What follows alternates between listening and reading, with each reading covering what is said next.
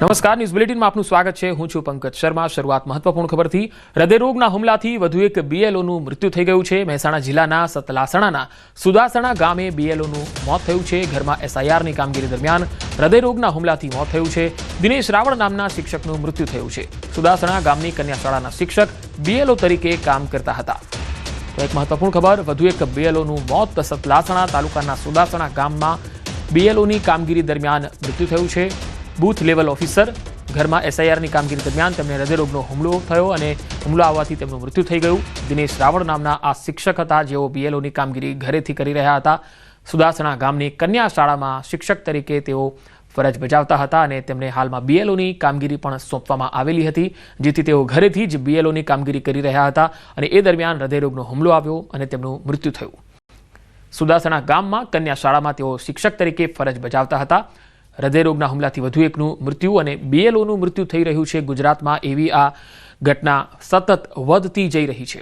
સરકારી કામો માત્ર શિક્ષકોને જ કેમ સોંપાય છે? આ શિક્ષણની ગુણવત્તા પર તેની ગંભીર અસર પડી રહી છે। શિક્ષણ વિભાગે તેની નોંધ લેવી જોઈએ, કારણ કે શિક્ષકોનું કામ બાળકોને શિક્ષણ આપવાનું છે, ઘરે ઘરે જઈને મતદારની યાદી એકત્ર કરવાનું નથી। આ કામથી શિક્ષણ ઉપર પણ અસર થતી હોય છે।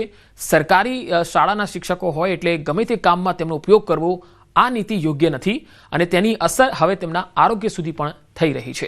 તો આ રાજ્ય સરકારમાં હાલ એસઆઈઆરની જે કામગીરી ચાલી રહી છે, ત્યારે સરકારી શાળાના જે શિક્ષકો છે તેઓ આ કામગીરીને સંભાળી રહ્યા છે। નો ડાઉટ કે આ કામગીરી ખૂબ જ સુચારુ રૂપથી થઈ પણ રહી છે, પરંતુ જે બીએલઓ છે, જેઓ ખૂબ જ ઉંમરલાયક છે અને શિક્ષક તરીકે ફરજ બજાવે છે, અને તેમને જ્યારે આ કામગીરી સોંપાઈ છે ત્યારે તેઓ એટલી કાર્યક્ષમતાથી કામ નથી કરી શકતા અથવા વધુ સમય આપી શકતા નથી, ઓવર ડ્યુટી કરી શકતા નથી અને તેના કારણે પણ તેમના આરોગ્ય પર અસર થઈ રહી છે।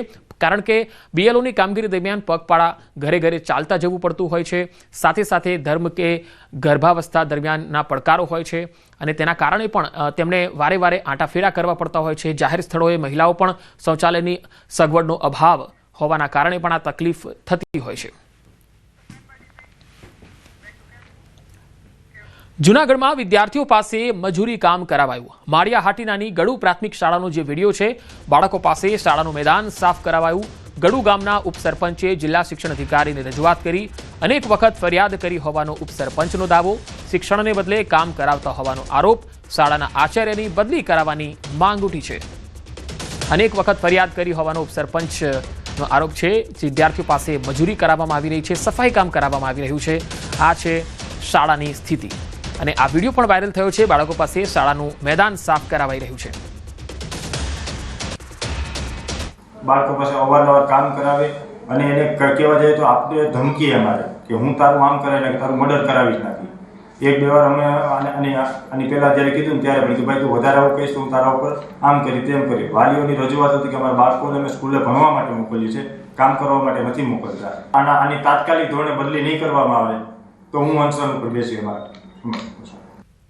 વાવથરાદના સુઈ ગામના ભટાસણા નજીક કેનાલમાં ગાબડું પડ્યું। એટા માઇનોર કેનાલમાં ગાબડું પડ્યું। કેનાલમાં ગાબડું પડતા પાક પર પાણી ફરી વળ્યા।